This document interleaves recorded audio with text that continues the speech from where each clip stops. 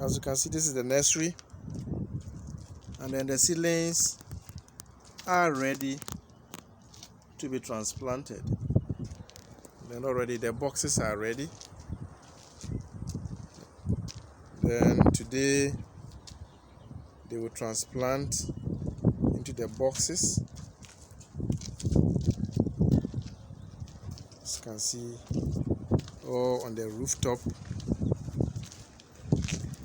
So they have timed it in such a way that at any point in time there will be lettuce to grow.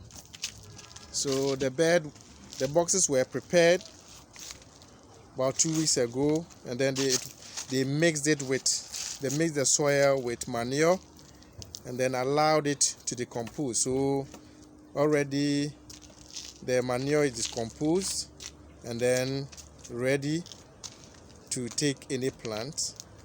So many nursery. As you can see, this is pepper, and then again a box has been used for paper box for another nursery, and then a container, a bucket for cabbage, and then over here too there is tomatoes too around.